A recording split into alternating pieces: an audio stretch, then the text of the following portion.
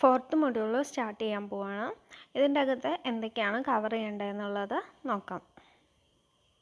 അപ്പം മാൻ മെയ്ഡ് ഡിസാസ്റ്റേഴ്സിനെ കുറിച്ചിട്ടാണ് ഇതിൻ്റെ അകത്ത് പറയുന്നത്. അപ്പം മാൻ made disasters, the nuclear disasters, chemical disasters and biological disasters, then building fire, call fire, forest fire, oil fire, air pollution, water pollution, deforestation and industrial waste water pollution. ഇത്രയും കാര്യങ്ങളാണ് ഈ മൊഡ്യൂളിൻ്റെ അകത്ത് വരുന്നത്. അപ്പം ആദ്യം നമ്മളിപ്പം ഈ റെഡ് കളറിൽ കാണിച്ചിട്ടുള്ള പോർഷൻസ് ആണ് ഇന്ന് കവർ ചെയ്യുന്നത്. മാൻമെയ്ഡ് ഡിസാസ്റ്റർ എന്താണ്, the nuclear disaster, chemical disaster and biological disasters. അപ്പം മാൻമെയ്ഡ് ഡിസാസ്റ്റർ എന്താണ്? മാൻമെയ്ഡ് ഡിസാസ്റ്റർ നമുക്ക് തന്നെ അറിയാം. ഡിസാസ്റ്ററിനെ രണ്ടായിട്ടാണ് തരംതിരിച്ചിട്ടുള്ളത്. അതിൻ്റെ അകത്ത് ഫസ്റ്റ് വണ്ണാണ് മാൻമെയ്ഡ് ഡിസാസ്റ്ററും ദെൻ നാച്ചുറൽ ഡിസാസ്റ്ററും. നാച്ചുറൽ ഡിസാസ്റ്റർ എന്ന് പറഞ്ഞു കഴിഞ്ഞാൽ എന്താ? നാച്ചുറലി ഒക്കർ ചെയ്യുന്ന ഡിസാസ്റ്റേഴ്സാണ്. അതിൻ്റെ അകത്ത് നമ്മുടെ സൈക്ലോണ്, ഫ്ലഡ്, എർത്ത് ക്വേക്ക് അങ്ങനെയുള്ള കാര്യങ്ങളൊക്കെയാണ് എന്താണ് നാച്ചുറൽ ഡിസാസ്റ്റർ എന്ന് പറയുന്നത്. ദെൻ മാൻമെയ്ഡ് ഡിസാസ്റ്റേഴ്സ് ഉണ്ട്. മാൻമെയ്ഡ് ഡിസാസ്റ്റർ എന്ന് പറയുന്നത് എന്തായിരിക്കും? Man-made disasters are the disaster due to result of human intent, negligence or involving a failure of a man-made system that leads to human suffering and environment damage. അതായത് നമ്മളെ human intent അല്ലെങ്കിൽ negligence അല്ലെങ്കിൽ man-made സിസ്റ്റത്തിൻ്റെ failure ഇങ്ങനെയുള്ള കാരണങ്ങൾ കൊണ്ടൊക്കെ നമുക്കും എൻവയോൺമെൻറ്റിനും വരുന്ന ഡാമേജിനെയാണ് നമ്മൾ എന്ത് പറയുന്നത്? മാൻമെയ്ഡ് ഡിസാസ്റ്റർ എന്ന് പറയുന്നത്. അപ്പോൾ മാൻമെയ്ഡ് ഡിസാസ്റ്റർ എന്ന് പറഞ്ഞാൽ മനുഷ്യനുണ്ടാക്കുന്ന ഡിസാസ്റ്റർ, അതാണ് manmade disaster. Then manmade disasters are consequences of technological or human hazards. Fire, transport accident, industrial accident, oil spills and nuclear explosion or radiation are some examples of resulting the human hazards.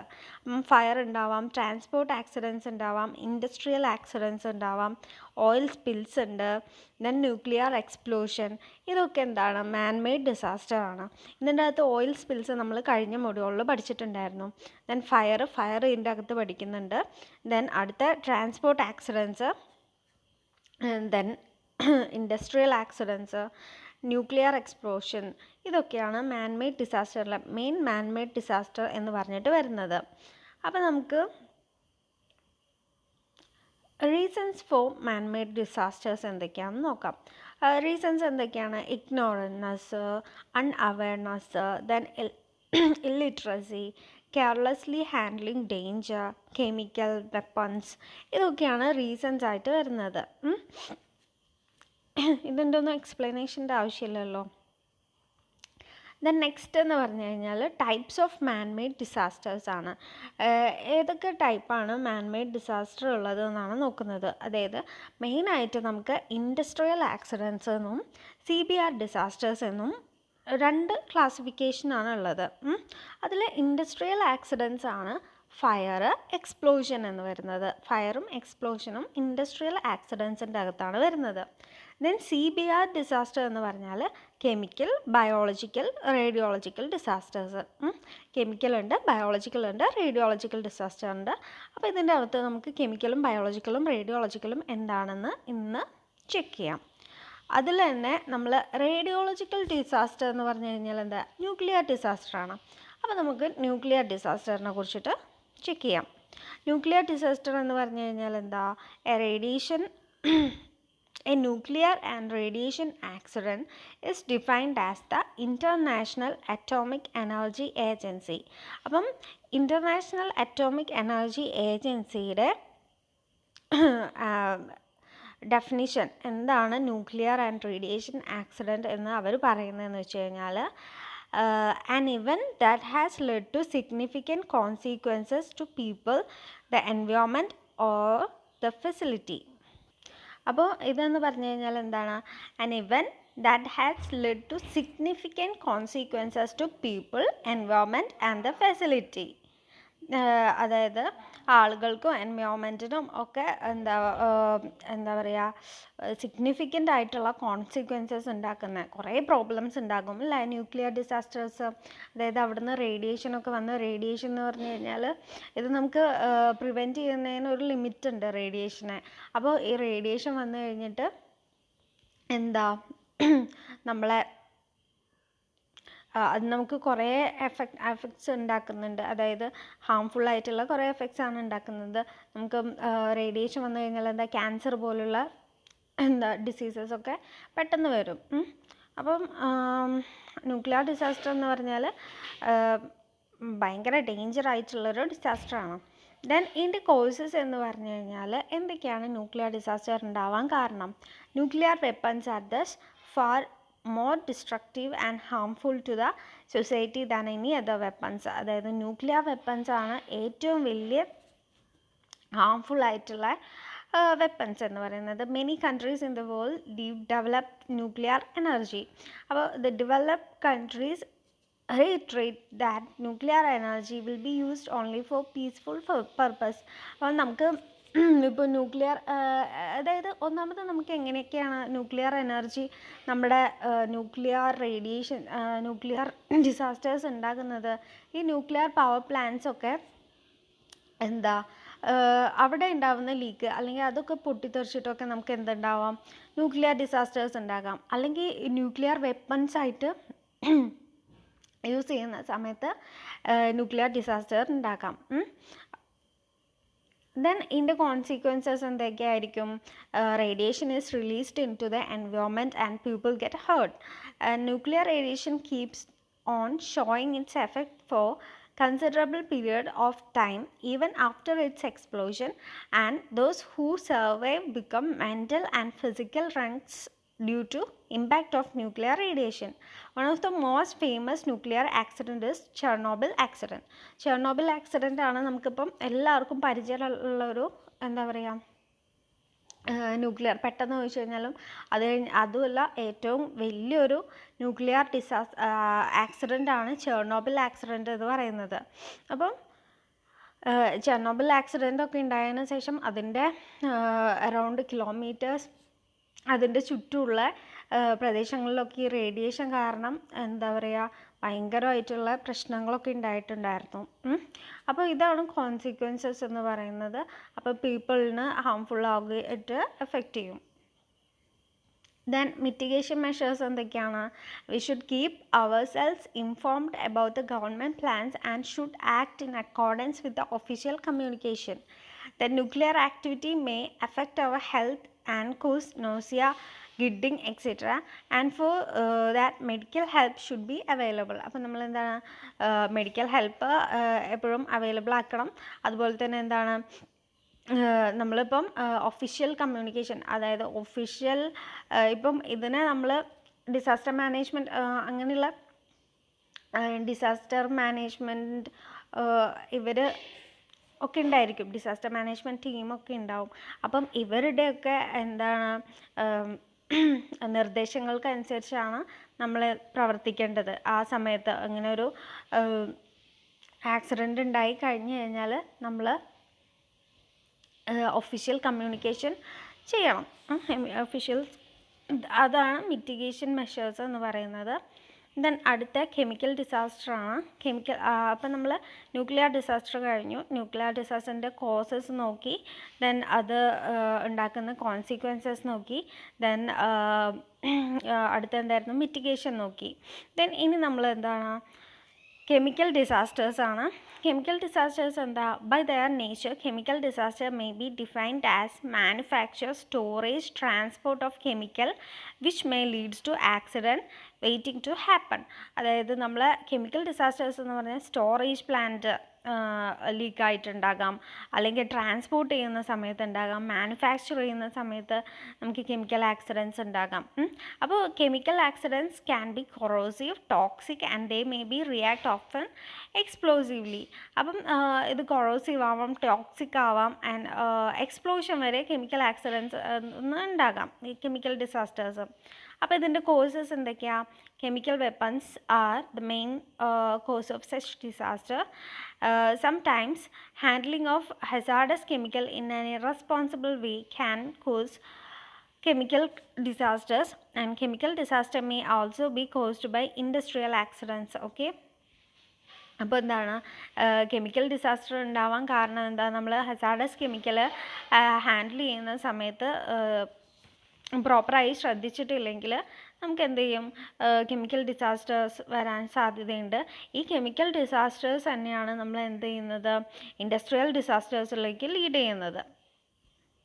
Then അതിൻ്റെ consequences എന്ന് പറയുന്നത്, the impact of chemical accident can be deadly for both human being and എൻവയോൺമെൻറ്റിനും എല്ലാതും നമ്മുടെ എൻവയോൺമെൻറ്റിനെയും human ബീയിങ്സിനെയും ബാധിക്കുന്ന accidents തന്നെയാണ്. Then chemical weapons are also weapons of mass destruction ഉണ്ടാക്കാൻ ഇവർക്ക് കഴിയും. Then sometimes handling of hazardous chemical in an irresponsible way can cause much destruction. Okay, consequences are, and the poisonous gases spread in atmosphere, and the people who inhale same air face dangerous consequences. അപ്പോൾ ഇതൊക്കെ നമുക്ക് ആലോചിച്ചാൽ തന്നെ അറിയാം എന്തൊക്കെയാണ് ഒരു chemical release ആയി കഴിഞ്ഞാൽ എന്തൊക്കെ കോൺസിക്വൻസസ് ആണ് ഉണ്ടാവുന്നത്. അപ്പം ഡേഞ്ചറസ് ഗ്യാസാണ്, പോയ്സണസ് ആയിട്ടുള്ള ഗ്യാസാണ് സ്പ്രെഡ് ആയത് വെച്ചാൽ അത് ഇൻഹെയിൽ ചെയ്യുന്ന സമയത്ത് നമുക്ക് എന്തുണ്ടാവും? എന്താ ഇത് ഹ്യൂമൻ ബീയിങ്സ്, അനിമൽസ് എല്ലാത്തിനെയും അവർക്ക് ഡേഞ്ചറസ് ആയിട്ടുള്ള കോൺസിക്വൻസസ് ഉണ്ടാകും. ദെൻ അതിൻ്റെ മിറ്റിഗേഷൻ മെഷേഴ്സ് എന്ന് പറയുന്നത് എന്താ? Those industry which are hazardous chemicals produce such chemical should have contingency action plan to help people in such disaster takes place. ഇത് നമ്മൾ പറഞ്ഞതായിരുന്നു മിറ്റിഗേഷൻ. എന്തായിരുന്നു? കോണ്ടിജൻസി ആക്ഷൻ പ്ലാൻ നമ്മളെപ്പോഴും ഇങ്ങനെ കെമിക്കൽ ഇൻഡസ്ട്രീസിൽ അല്ലെങ്കിൽ നമ്മൾ കെമിക്കൽസ് സ്റ്റോർ ചെയ്യുന്ന ഫാക്ടറീസിനൊക്കെ നമ്മൾക്ക് വേണമെന്ന് പറഞ്ഞിട്ടുണ്ടായിരുന്നു എന്ത്? Contingency action plan. അപ്പോൾ ഈ പ്ലാനിലായിരിക്കും നമ്മൾ എങ്ങനെയാണ് ഒരു ഡിസാസ്റ്റർ ഉണ്ടാവുന്ന സമയത്ത് അവർ എന്തൊക്കെ ആക്ഷനാണ് എടുക്കേണ്ടതെന്നൊക്കെ ഉള്ളത്. അപ്പോൾ അതെന്തായാലും എല്ലാ ഫാക്ടറീസും കെമിക്കലിൻ്റെ ഹസാർഡസ് കെമിക്കൽ ഉള്ള ഫാക്ടറീസ് എന്ത് ചെയ്യണം? ഇത് മെയിൻറ്റെയിൻ ചെയ്യണം. And such industry should have timely warning systems so that people can immediately take safety measures such as locking their houses and taking family and animals away from the safe place. അപ്പോൾ ഈ industry എന്താണ്? പ്രോപ്പറായിട്ടുള്ളൊരു warning system ഇവർക്ക് ഉണ്ടാവണം. അതായത് ആളുകളെ inform ചെയ്യാണ് ഇവിടെ ഇങ്ങനെ ഒരു ലീക്ക് അല്ലെങ്കിൽ ഒരു ടോക്സിക് പോയ്സണസ് ഗ്യാസാണ് റിലീസായത് വെച്ചാൽ അവരെ ഇൻഫോം ചെയ്യാൻ നമുക്ക് എന്താണ് സമയത്ത് വാൺ ചെയ്യാൻ നമുക്ക് കഴിയണം. കാരണം എന്താ? ഇല്ലേ അത് എന്നാലേ അവർക്ക് എന്താണ് ഇപ്പം നമ്മളിപ്പോൾ ഒരു പോയ്സണസ് ഗ്യാസൊക്കെ ആണെങ്കിൽ വീടിൻ്റെ മൊത്തം ഡോറ് വിൻഡോസ് അതൊക്കെ ക്ലോസ് ചെയ്ത് വീട്ടിൽ തന്നെ ഇരിക്കണം.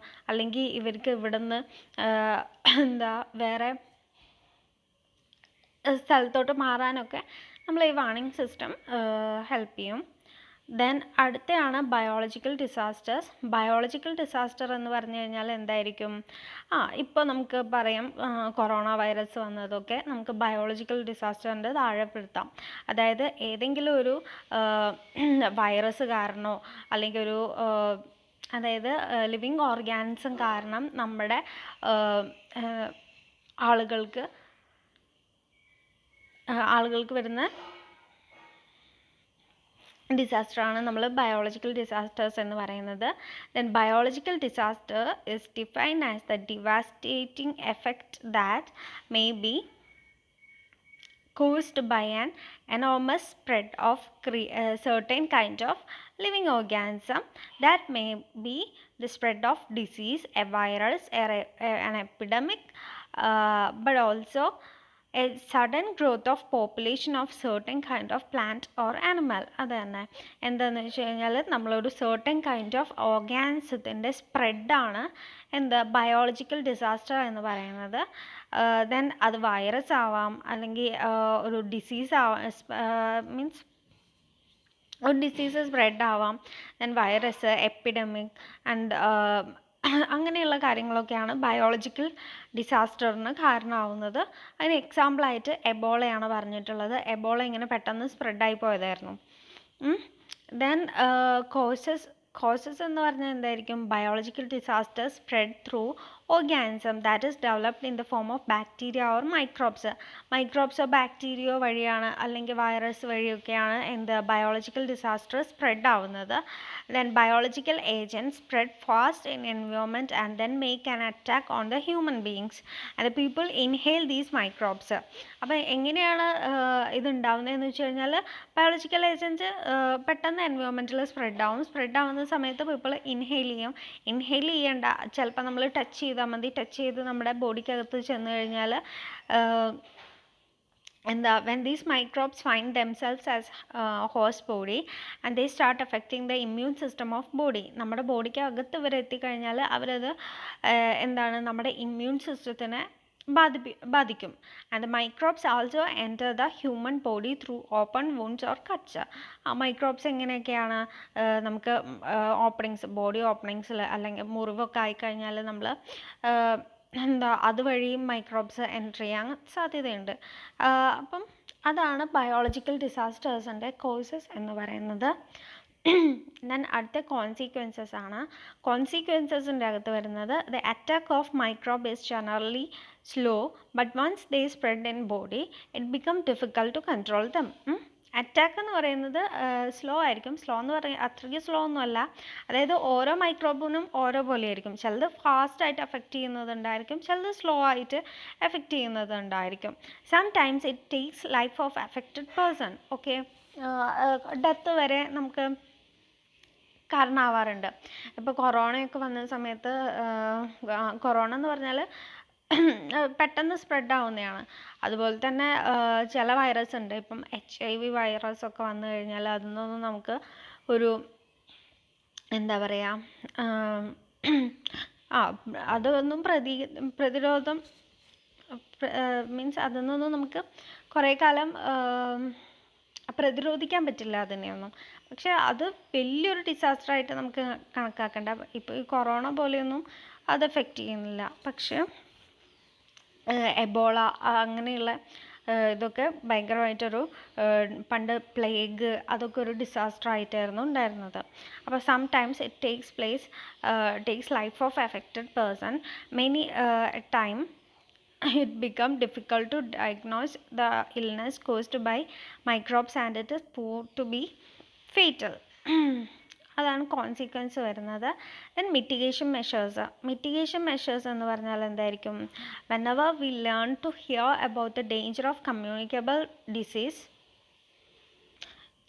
whenever we learn to hear about the danger of communicable disease through official announcement, then we can take adequate preventive and protective measures.